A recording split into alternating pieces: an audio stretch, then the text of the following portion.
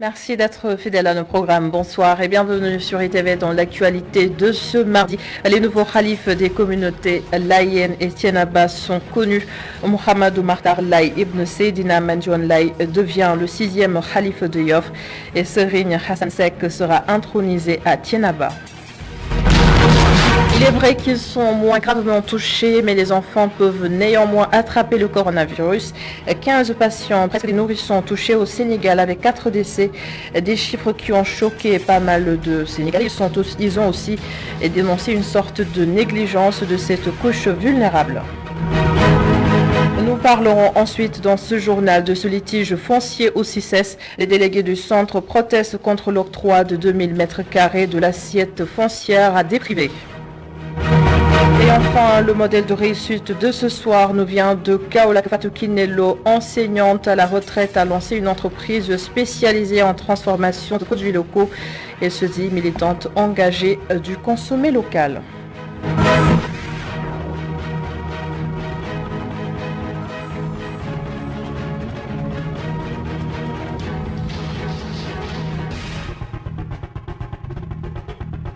Les Laïennes ont désigné leur nouveau khalife, le 6e. Il s'agit de Mohamedou Martar Laye, fils de Seydina Mandione Laye. Et puis la matinée a été particulière. Aujourd'hui à Cambérène, une foule immense des fidèles venus se recueillir au mausolée de Serigne Abdoulaye Thiaw Laye, inhumé la nuit dernière. Un conférencier hors pair et Khalifa Diakhaté revient justement sur cet événement qui s'est produit la nuit dernière. L'heure tardive n'y changera rien.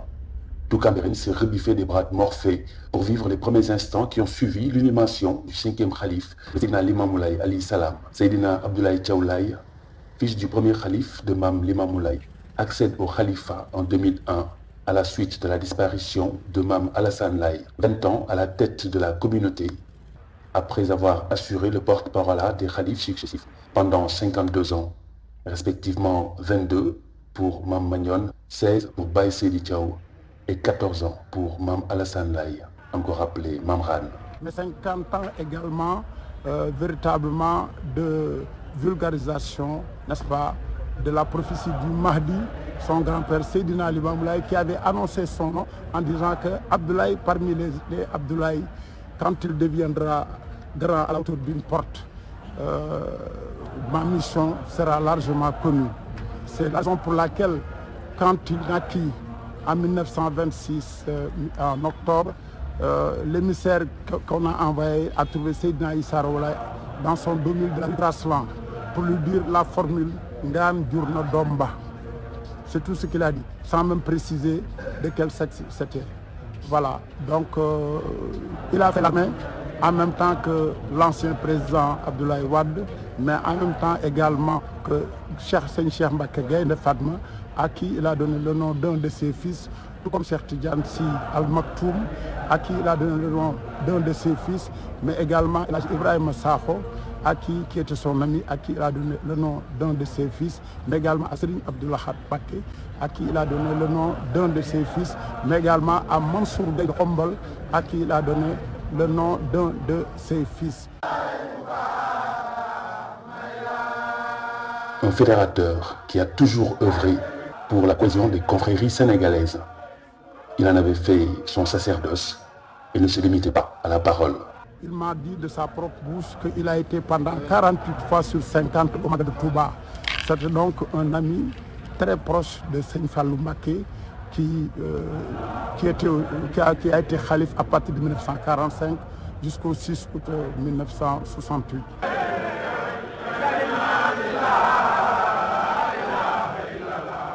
L'annonce du décès de Baye Abdoulaye Thiaw, un coup de tonnerre qui a précipité des centaines de personnes dans la fraîcheur nocturne en dépit du contexte de crise sanitaire, même si toutes les dispositions avaient été prises pour procéder à l'inhumation du petit-fils du Mahdi. Rien de bien étonnant, vu la dimension de l'homme. Mais c'est des dispositions de maturité, des dispositions de sécurité, des dispositions de confidentialité. Parce qu'en réalité, n'eût été de telles dispositions, aujourd'hui on aurait vu éventuellement des choses véritablement déplorables. Il fallait bien tomber dans l'obscurité totale afin que le travail qui devait être fait soit fait dans les meilleures conditions possibles, dans la plus grande discrétion, dans la plus grande maturité. Donc c'est pour cela que les projecteurs ont été éteints.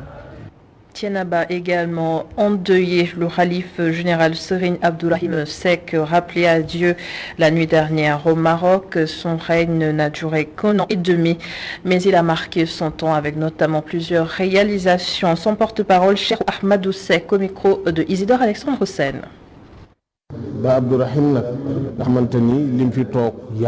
Certes, Baye Abdourahim n'a pas duré à la tête du califat, mais ses réalisations sont immenses, car c'est un homme qui était un modèle pour toute la communauté. Il aimait le travail.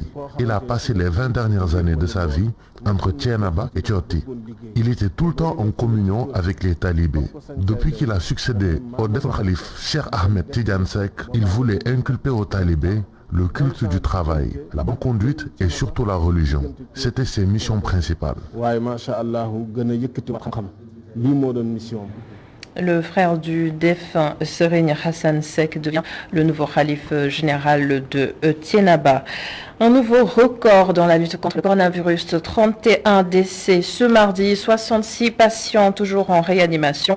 Le bulletin santé du jour fait également état de 336 nouvelles contaminations. Un autre chiffre qui donne à réfléchir, 15 enfants atteints du Covid-19, dont 4 décès. Un choc pour de nombreux Sénégalais qui déplorent en même temps une négligence des enfants dans la riposte contre la pandémie. Des avis recueillis par Pape Ibrahim Ndiaye et Seydina Mbaye sous forme de reportage. L'image est remplie de paradoxes. Sur le long du mur, près du centre hospitalier universitaire de Fann, un enfant mendiant exposé au virus, juste derrière ces bâtiments où les malades luttent contre le Covid-19. J'ai pas d'enfant, mais si je vois un enfant dans la rue là, ça me fait mal. Qu'est-ce que je peux faire? Lui dire, hey, va prendre les enfants ou bien donne-lui masque. Mais c'est notre rôle. En tant que patriote, en tant que citoyen, on ne doit pas négliger ça, ce virus-là. Dans les rues de Dakar, le sort de ces enfants, une grosse préoccupation pour de nombreux Sénégalais. Mais comme excuse, leurs parents parlent de la difficulté ou de la complexité pour eux de faire respecter les mesures barrières à cette tranche d'âge. Je lui fais porter le masque tout le temps, mais à chaque fois il l'enlève. En revanche, pour le gel, nous l'utilisons tous. Je fais mon maximum, mais il est extrêmement difficile de garder les enfants à la maison, surtout en cette période de vacances. Les enfants sortent et les parents sont obligés de vaquer à leurs occupations également. Surveillons et prions Dieu en même temps. Une excuse que rejettent d'autres qui déplorent une négligence et demandent des mesures pour les enfants dans la riposte anti-Covid-19. Je ne sors jamais sans gel ou masque. C'est à nous d'abord de combattre le virus pour ne pas mettre en danger nos enfants. D'après les autorités sanitaires, à l'hôpital Albert Royer, le virus a touché 15 enfants, dont 4 sont décédés de la maladie. Mais le chiffre qui choque le plus Mamadou Diarra, le bébé de 8 mois emporté par le virus, il pense à son enfant, âgé seulement de 9 mois. Non, franchement, billahi wallahi, sama akullahi ta'ala titna mom. Pape Ibrahim Ndiaye, les malades du cancer et les drépanocytaires sont aussi à prendre en compte dans la riposte. Ils doivent se vacciner selon l'hématologue professeur Fatou Samba Ndiaye, mais une vaccination qui répond à des règles et nous explique. Pour la première population, c'est-à-dire les cancéreux et de manière particulière les cancers du sang, nous exhortons tous nos patients à aller se faire vacciner. Mais cette vaccination obéit à des règles.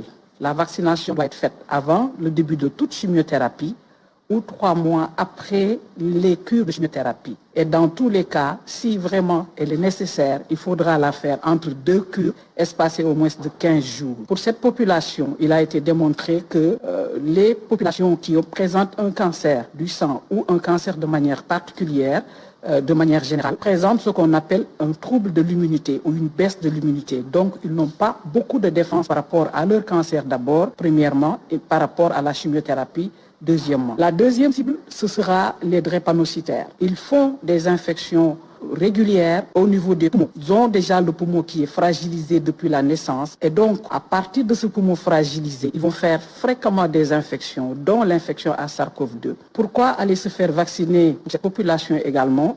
Parce que ces infections pulmonaires qui peuvent être à germe banal comme à germe spécifique ou à SARS-CoV-2 peuvent engager un pronostic vital. C'est la raison pour laquelle de plus en plus en milieu de pédiatrie, on assiste à des cas sévères chez cette population de drépanocytaires adultes, enfants plutôt. Chez les adultes, heureusement, il n'y a pas encore à ce jour de décès répertoriés au cours de la population drépanocytaire. Chez ces femmes drépanocytaires et les femmes enceintes de manière générale, il faudra insister sur la vaccination à partir du 4e mois de grossesse. N'oubliez pas que la vaccination également est devenue obligatoire chez ces femmes enceintes à partir du 4e mois de grossesse pour éviter les complications sévères.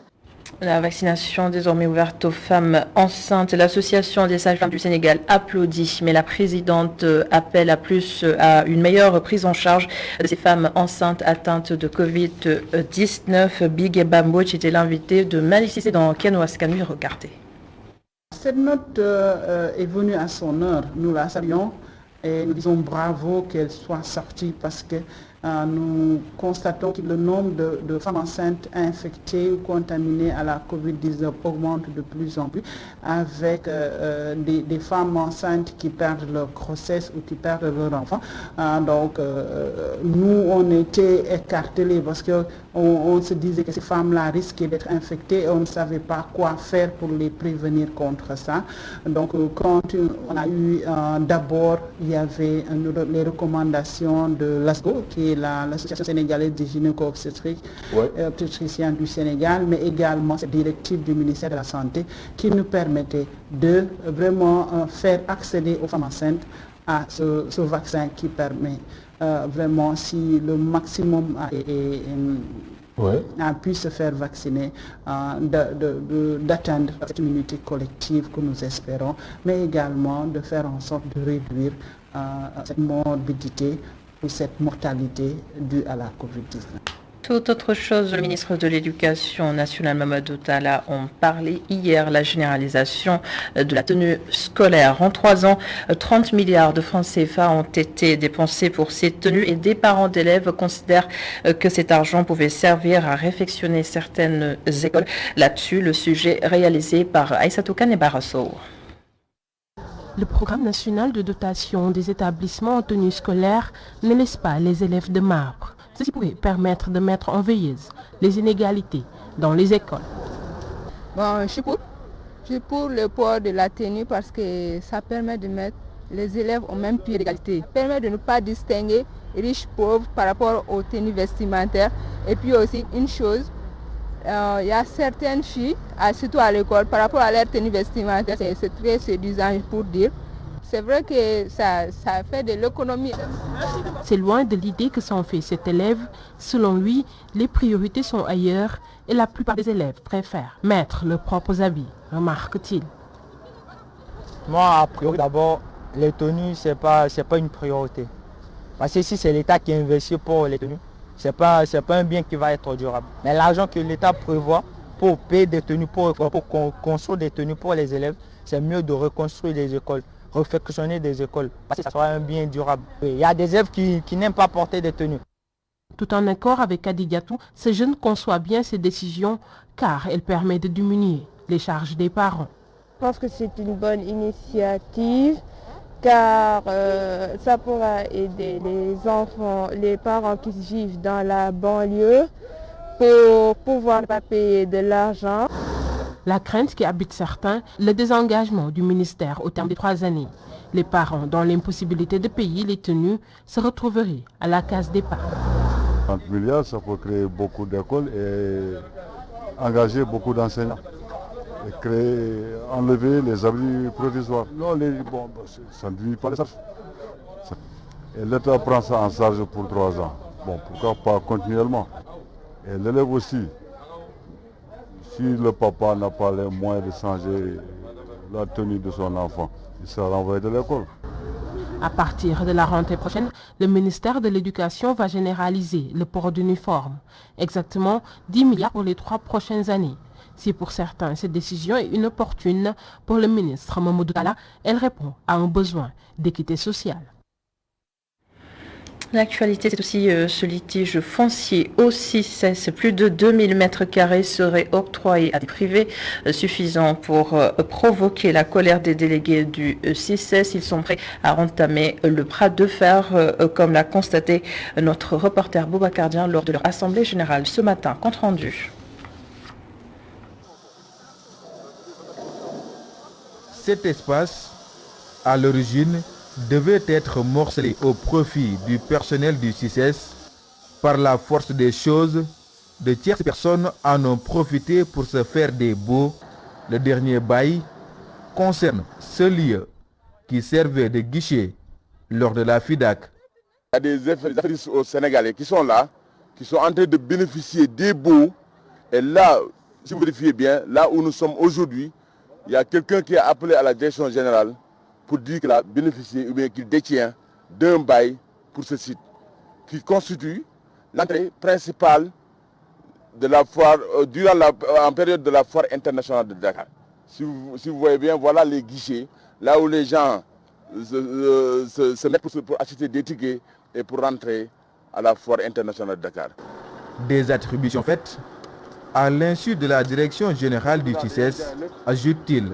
On n'est même pas au courant de cela, donc ça ne peut pas avoir de respect. La direction dénonce. Nous sommes là au nom de tout le monde. La direction n'est pas au courant, le personnel du CICES n'est pas au courant. Donc nous ne sommes pas d'accord de cela. Si cela existe, et on sait bien que ça existe parce que le gars même s'est permis d'appeler à la direction générale pour dire qu'il détient un bail. Ça c'est grave.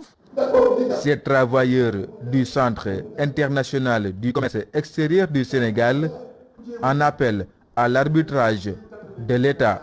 Par exemple, le CICES aujourd'hui doit être départagé ou même séparé, ou doit être divisé par des gens. Nous ne serons jamais d'accord. Monsieur le Président, nous vous lançons un appel pour récupérer, pour régler, pour demander des explications à ces gens-là qui détiennent le bail et de régulariser l'asset du site. Le collège des délégués du CICES compte par tous les moyens pour suivre ce combat jusqu'au bout face à ce qu'il qualifie de spoliation foncière. Et dans le reste de l'actualité, les paysans de Mbour vivent une période de soudure. Ils ne parviennent plus à nourrir leur bétail. Conséquence, les productions sont en baisse, les greniers vides. Correspondance à Ndiagania au Muntagakan. À Ndiaraou, village situé dans la commune de Ndiaganiaou, les paysans sont confrontés à de sérieuses difficultés pour nourrir leurs bêtes de traite, ce qui risque de beaucoup compromettre leur campagne hivernale. waaw jafe-jafe bi moom la ko jur gi mooy première fois. Parce que une grande difficulté maintenant est d'accéder aux aliments de bétail. Ce bêtes nous aident à travailler la terre. S'ils ne se nourrissent pas correctement, ils n'auront pas la force de travailler la terre. C'est ce qui fait que certains paysans abandonnent leur champ à mi-parcours. Si on n'a pas les moyens d'acheter des aliments de bétail, ça ne marche pas. loo jëndee ripaas moom ba lekkul mënut a liggéey doole. soo ko ripaasee boo ko bëggee ripaas bu mokk boo xam ne moom. Seulement, pour avoir un sac de ripaas, on doit dépenser 12 000 francs. Cela ne sert qu'à abreuver le bête. En réalité, si on a plusieurs bêtes à nourrir, vous voyez que ça pose problème. Ensuite, il nous faut acheter du mil. Demain, tous les greniers sont vides. Les greniers étant vides, la plupart des paysans sont obligés de faire recours au marché. Les semences avortées du fait des premières pluies insuffisantes ne leur ont pas facilité. Beaucoup de paysans avaient déjà semé lors des premières pluies et ces pluies sont restées insuffisantes. Ils ont donc été obligés de semer à nouveau, ce qui fait qu'ils ont perdu une quantité importante de semences.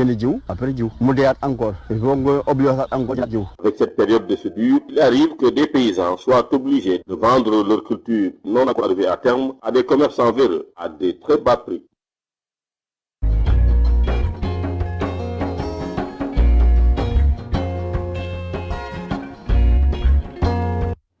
Alors, depuis sa retraite en 2007, Fatou Kinelo est dans la transformation de produits locaux. Elle a d'ailleurs créé son unité de transformation pour promouvoir le consommé local.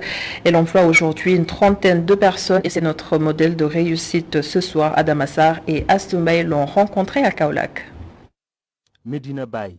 Fatou Kinelo a choisi la cité religieuse pour investir dans la transformation de produits locaux. Cette enseignante a créé cette unité de production dénommée PDL, Promotion Développement Local, une entreprise entamée après sa retraite. J'ai été formée à l'ITA en 2007. De 2007 à 2021, je suis dans la transformation des produits locaux. Avant cela, j'étais enseignante. J'ai servi à l'école El Hadji Ibrahima Niass. J'ai formé pas mal d'enfants dans ce pays. Dans la vie, il faut la volonté. Quand la volonté est là, on peut tout faire.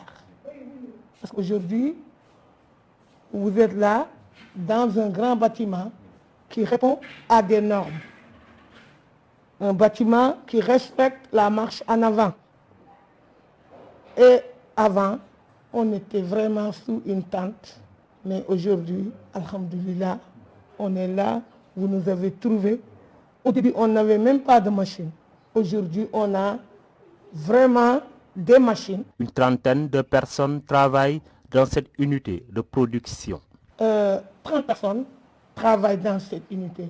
Parce que quand on a les grosses commandes, il y a des personnes qui viennent travailler. Mais quand l'unité fonctionne sans commande, quand on n'a pas vraiment une grosse commande à faire, ceux qui sont là sont au nombre de 15. Chaque jour, ces 15 sont là. Et cette unité aussi reçoit les stagiaires qui font agroalimentaire, des étudiants de l'agroalimentaire, depuis 2017. Consciente des innombrables opportunités qui existent dans la transformation de nos produits locaux, Madame Fatou Kinelo appelle les jeunes à se lancer dans ce domaine. Les jeunes peuvent rester au Sénégal et réussir. Il faut seulement faire des efforts. Il faut aller vers les unités de transformation. Parce que là, on a besoin de cette jeunesse noble. On a besoin de cette jeunesse. Il faut que ces jeunes soient conscients qu'on peut se développer dans son propre fief.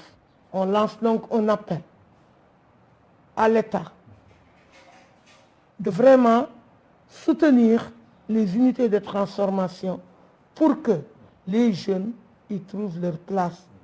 En 2019, Fatou Kinelo a été distingué meilleur PME avec le Guerté d'Or, une distinction décernée par le comité de pilotage de la foire internationale de Kaolack.